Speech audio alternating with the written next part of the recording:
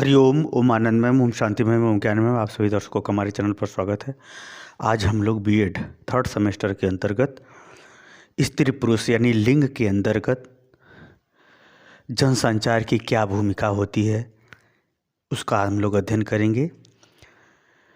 जनसंचार का तात्पर्य होता है कि लोगों के बीच में सूचनाओं का, संदेशों का, निर्देशों का, ज्ञान का या व्यवहार का किस प्रकार से पहुंचाया जाता है, वे सभी माध्यम क्या कहलाते हैं? जनसंचार कहलाते हैं। सबके विषय में डिटेल में पढ़ाया जा चुका है। इस वीडियो के अंतर्गत हम लोग ये देखने का प्रयास करेंगे कि यह स्त्री पुरुष के अंतर्गत ये जनसंचार कार्य कैसे करता है, ये जनसंचार क्या देता है, या स्त्री पुरुष के अंतर्गत यह जनसंचार किस प्रकार से अपनी भूमिका अदा करता है। जनसंचार के अनेक माध्यम हैं, जैसे टीवी है, मोबाइल है, रेडियो है, समाचार है, पत्र है, पत्रिका है, वीडियो कॉन्फ्रेंसिंग है, नेट है। अनेक प्रकार के साधन हैं जो सूचनाओं के एक स्थान से, रेडियो, टेलीविज़न, मोबाइल, यानी एक स्थान से दूसरे स्थान तक सूचनाओं को ले जाते हैं। आइए उन सबको देखते हैं कि किस प्रकार से भूमिका अदा करते हैं। अगर हम बात करें तो स्त्री पुरुष के अंतर या लिंग में जनसंचार की भूमिका क्या होती है, तो इसको हम देखते हैं। पहला इसका यह है कि भूमिका या दायित्व। स्त्री का भूमिका कैसा होना चाहिए, उसका दायित्व यानी उसका क्या कार्य होना चाहिए, पुरुष का क्या कार्य होना चाहिए, ये सब के संदर्भ में एक स्वस्थ धारणा, एक स्वस्थ विचार, एक स्वस्थ संदेश या एक किसी जगह की जानकारी स्पष्ट रूप से दी जाती है। जैसे फिल्मों के माध्यम से, टीवी के माध्यम से, सूचनाओं के माध्यम से, यानी स्त्री पुरुष के क्या कर्तव्य होना चाहिए, किस रंग ढंग से होना चाहिए। क्योंकि ये जान लीजिए, कोई भी चीज़ बनाई जाती है, भले ही उसमें ज़्यादातर गलत चीज़ों को दिखाता है ज़्यादा समय तक, कम ही समय तक अच्छी चीज़ों को दिखाता है। तो पूरे इलेक्ट्रॉनिक मीडिया का भी एक यही दृष्टिकोण होता है कि जितने भी धारावाहिक, सीरियल या फिर फिल्में हैं, उसके अंतर्गत उसका परिणाम सही दिखाया जाता है, लास्ट में परिणाम सही दिखाने का प्रयास किया जाता है। तो स्त्री को किस भूमिका में, किस कार्य में, किस भूमिका के रूप में किस तरह से व्यवहार करना चाहिए, ये सब जानकारी दिखाई जाती है। कि एक स्त्री अधिकारी हो तो कैसे रहे, पुरुष अधिकारी हो तो कैसे रहे, एक स्त्री को क्या जो है घरेलू स्तर पर उसे दायित्व उठाना पड़ता है, सामाजिक स्तर पर, उसी तरह से पुरुष का घरेलू स्तर पर क्या दायित्व है, सामाजिक स्तर पर क्या दायित्व है, इन सब दायित्वों का बोध कराना, जानकारी देना, एक प्रकार से उन सब के बारे में स्वस्थ दृष्टिकोण का विकास करना जनसंचार के माध्यम से ही संभव होता है। तो ये सब आज के समय में महत्वपूर्ण भूमिका जनसंचार स्त्री पुरुष के लिए निभाता है। दूसरा है वास्तविक स्थिति। किसी स्त्रियों की वास्तविक स्थिति समाज की क्या है, ये भी जनसंचार बताता है। क्योंकि वहाँ का जो है, जो वीडियो कॉन्फ्रेंसिंग होती है, वीडियो रिकॉर्डिंग होती है, तो स्त्रियों की या पुरुषों की वास्तविक स्थिति क्या है, जैसे गरीबी की स्थिति क्या है, बेरोजगारी की स्थिति क्या है, या ये कहें कि स्त्रियों की सम्मान की स्थिति क्या है, स्त्रियों के जो है जीवन की स्थिति क्या है, ये सब जो संचार के माध्यम है वह स्त्री पुरुष के वास्तविक स्थिति से अवगत करा देता है। कि वह उसका वास्तविक से किसी समस्या के प्रति उनकी वास्तविक दृष्टिकोण क्या है, सब जानकारी दे देता है। जिसकी वजह से हमें स्वस्थ निर्णय का, या स्वस्थ ढंग से किसी बात विचार का, या स्वस्थ ढंग से योजना को लागू करने का, या स्वस्थ विचारधारा तैयार करने का आधार मिल जाता है। अगला है स्त्री सुरक्षा। ये जनसंचार के माध्यम से नाना प्रकार के जो समस्याएं उत्पन्न हो रही स्त्रियों के प्रति, उन स्त्रियों के प्रति जो समस्याएं उत्पन्न हो रही हैं उस समस्याओं के समाधान के लिए जनसंचार स्त्रियों को जागरूक करता है, स्त्रियों को प्रशिक्षण की भी बात बताता है, स्त्रियों को सुरक्षा इत्यादि संबंधी ध्यान देने वाली भी बातों को बताता है, स्त्रियों को सुरक्षा हेतु वैधानिक प्रावधानों को भी बताता है, स्त्रियों की सुरक्षा हेतु उनके अंदर एक सतर्कता का दृष्टिकोण के संग संग उसे स्वयं से अपने आप को ध्यान रखने की बातों को भी ज़्यादा वह बल देता है। तो इस प्रकार से ये सब सारी जानकारी जनसंचार के माध्यम से, फिल्मों के माध्यम से, नाटक के माध्यम से, पत्र पत्रिकाओं के माध्यम से, समाचार पत्रों के माध्यम से प्राप्त होती रहती हैं। जिस तरह से उस तरह से स्त्रियां जो है अपने व्यवहार के लिए स्वयं से ज़्यादा सतर्क होकर के अपने आप को सुरक्षा वैधानिक, सामाजिक और शैक्षिक इत्यादि स्तरों पर अपना करती रहती है। अगला है पूर्वाग्रह। जैसे होता है ये, जैसे जनसंचार के माध्यम से जो पूर्वाग्रह की भावना होती है, यानी बेफजूल की भावनाएं होती है, बिना जांचे समझे परखे ही किसी के प्रति उल्टा धारणा रहे विकसित करना, जैसे महिलाओं का दिमाग कम होता है पुरुषों को ज़्यादा, ऐसा कुछ नहीं है। तो यानी स्त्रियों के प्रति जो है जो पूर्वाग्रह की भावना है किसी कार्य को लेकर के, किसी व्यवहार को लेकर के या दिमाग को लेकर के, ये सब जो बेफजूल की भावना है उसे हम जनसंचार के माध्यम से दूर कर सकते हैं। तो जनसंचार के माध्यम से महिलाओं के प्रति जो पूर्वाग्रह की भावना है जिसका कोई सिर पैर नहीं है, एक बेफजूल की मान्यता के रूप में है, उसे हम दूर कर सकते हैं, उसे हम समाप्त कर सकते हैं, कम कर सकते हैं। तो ये भी जो है जनसंचार की महत्वपूर्ण भूमिका होती है स्त्री और पुरुष के। अगला है 5वां, स्वस्थ धारणा। स्त्रियों के प्रति स्वस्थ विचारधारा, स्वस्थ भावना, स्वस्थ सोच और स्वस्थ गतिविधियों को संपादन हेतु जनसंचार के माध्यम से हम संदेश दे सकते हैं, उसकी जानकारी दे सकते हैं, उसके जो है प्रयोग विभिन्न प्रकार के मनोवैज्ञानिकों की धारणा को समझा सकते हैं, बता सकते हैं, ताकि महिलाओं के प्रति एक स्वस्थ विचारधारा, एक स्वस्थ दृष्टिकोण बन सके। अकबर ने पूछा था बीरबल से कि औरतें क्या नहीं कर सकती। अकबर ने पूछा बीरबल से कि औरतें क्या नहीं कर सकती, तो बीरबल ने कहा अकबर से कि हुजूर, बस वो पिता नहीं बन सकती, बाकी सब काम कर सकती हैं। तो कहने का हमारा तात्पर्य यह है कि जो स्वस्थ धारणा है होनी चाहिए स्त्रियों और पुरुषों के प्रति।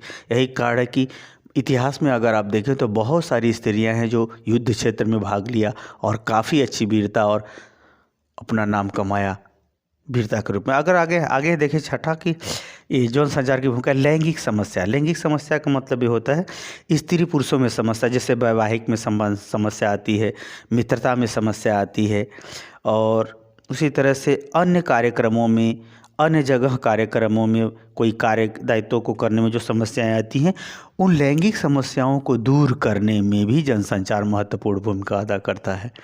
यानी लैंगिक समस्याओं के अंतर्गत वह जो है विचारधारा को लेकर के हो सकता है, कार्य को लेकर के हो सकता है, सोच समझ को लेकर के भी हो सकता है, किसी आवश्यकता या गफलत की स्थिति में भी समस्या उत्पन्न हो सकती है, शंका इत्यादि की भी स्थिति में समस्या उत्पन्न होती है। तो इस समस्याओं के समाधान में या इस समस्याओं के निराकरण में जो है हमारा जनसंचार अनेक रूपों में वो सहयोग करता है। फिल्मों के माध्यम से, पत्रिकाओं के माध्यम से, जागरूकता के माध्यम से, अन्य माध्यमों से वो जो है काफ़ी अन्य व्यक्तियों के मदद के माध्यम से भी उस समस्या का समाधान निकालता है। अगला है जागरूकता। जागरूकता का तात्पर्य है कि ये जनसंचार जो है स्त्री पुरुषों को एक दूसरे के प्रति जागरूकता, एक दूसरे के प्रति समझ, एक दूसरे के प्रति सतर्कता, एक दूसरे की आवश्यकता और एक दूसरे के प्रति महत्व इत्यादि संबंधी बातों को भी वह विभिन्न माध्यमों से बताता रहता है, जो संचार के विभिन्न प्रकार के माध्यम हैं, ताकि लोग किसी कार्य के लिए या किसी संबंध को स्वीकार करने के लिए या किसी संबंध को स्वीकार करने के बाद या स्वस्थ जीवन के लिए दोनों एक दूसरे से कंधे से कंधा मिला करके आगे बढ़ सके, क्रियाकलाप को कर सके, ताकि जो है उनका स्वस्थ परिवार स्वस्थ दिशा में विकसित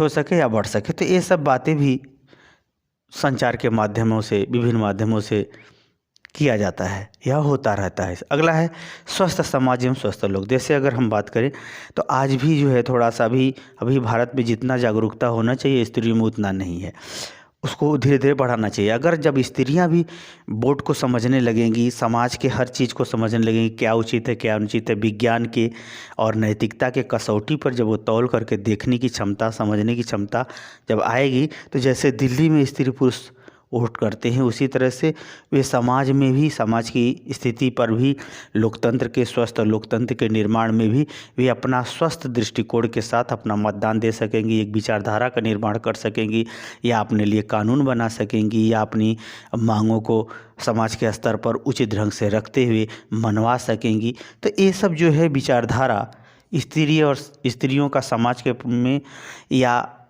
लोकतंत्र में स्थापित करने में जनसंचार महत्वपूर्ण भूमिका निभाता है। अगला है भेदभाव। स्त्रियों पुरुषों में जो भेदभाव होता है पढ़ाई को लेकर के या संपत्ति को लेकर के या किसी कार्य को लेकर के, वो भेदभाव को कम करने की बात जनसंचार के माध्यम से। जैसे कोई महिला कुश्ती जीतती है तो जनसंचार से ही नहीं संदेश जाएगा कि फला महिला कुश्ती जीती है पुरुषों को पटक के। तो ऐसे में क्या होगा कि जो भेदभाव स्थिति है कि नहीं ये पुरुष स्त्री से नहीं हो सकता, ये पुरुष से नहीं हो सकता, ये सब भ्रांतियाँ धीरे धीरे कम हो जाएंगी। तो भेदभाव भी जनसंचार के माध्यम से कम किया जा सकता है। अगला है स्वस्थ संबंध। जैसे अगर हम बात करें स्वस्थ संबंध की बात, तो याद रखिए स्वस्थ संबंध के लिए स्वस्थ दृष्टिकोण यानी सोच चाहिए, स्वस्थ व्यवहार चाहिए।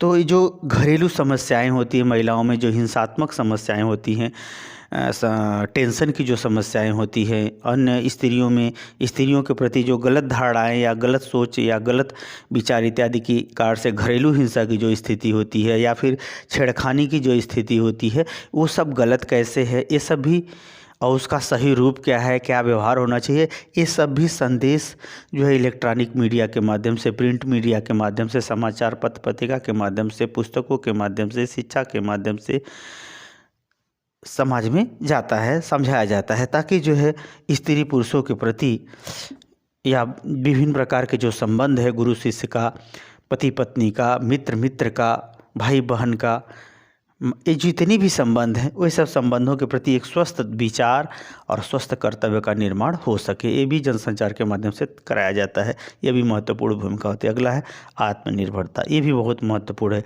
जनसंचार के माध्यम से अगर आप देखें तो फिल्म इंडस्ट्रीज में, कुश्ती में, खेलकूद में, सर्विस में, व्यापार में बहुत सारी महिलाएँ अब आगे बढ़ चुकी हैं या आगे बढ़ रही हैं। तो उससे होता क्या है कि जब ये सब चीज़ें विभिन्न इलेक्ट्रॉनिक मीडिया के माध्यम से जब दिखाया जाता है, समझाया जाता है, बताया जाता है, तो होता क्या है कि सभी महिलाओं में, पुरुषों में, महिलाओं में भी आत्मनिर्भरता, स्वयं से कमाओ, स्वयं से देखो, आत्मनिर्भरता की भावना जगती है। आत्म रूप से योग्यता को बढ़ा करके अधिक से अधिक धन कमाना, ऐश्वर्य कमाना, समाज में नाम कमाना, उपलब्धि हासिल करना, ये सब संदेश जाता है। ये सब चीज़ें जो है उसके मन में उत्पन्न होती हैं, उनका भी विकास होने लगता है। तो इस प्रकार से ये स्त्री पुरुष के अंतर्गत जनसंचार की एक महत्वपूर्ण भूमिका है, क्योंकि वह हमेशा जो है एक प्रकार से उनको एडवर्टाइज के रूप में हमेशा प्रेरित करता रहता है, हमेशा निर्देशित करता रहता है, नियंत्रित करता रहता है, बताता रहता है, समझाता रहता है, तैयार करता रहता है और आत्म रूप से प्रेरित करता रहता है, जिसके वजह से स्त्रियों का और पुरुषों का एक दूसरे के प्रति स्वस्थ धारणा, स्वस्थ विचार, स्वस्थ दृष्टिकोण का निर्माण हो सके। हाँ, इसका कुछ गलत भी पहलू है। जिसके पास अच्छे संवेग होते हैं, अच्छी भावनाएं होती हैं, वो अच्छे संवेगों के माध्यम से काफ़ी सफल हो जाता है। जिसके पास गलत संवेग है उसके पास तो वही समस्या उत्पन्न हो ही जाती है। तो इस प्रकार से अगर हम बात करें तो जनसंचार के माध्यमों ने महिलाओं को काफ़ी क्षेत्रों में स्वस्थ दृष्टिकोण, विकास, आत्मनिर्भरता, प्रोत्साहन, जानकारी, सतर्कता, नियम कानून इत्यादि बहुत कुछ दिया है, जिसके वजह से एक स्वस्थ समाज या सामाजिक विकास में महिलाओं की भूमिका, लोकतांत्रिक विकास में महिलाओं की भूमिका, आर्थिक विकास में महिलाओं की भूमिका बढ़ती जा रही है, जो आवश्यक भी है। मुझे उम्मीद है कि स्त्री पुरुष में जनसंचार की क्या भूमिका होती है वह आप समझ गए होंगे। इसमें ज़्यादातर स्त्रियों का ही पक्ष मैंने ज़्यादा रखा है, क्योंकि भारतीय समाज पितृसत्तात्मक है।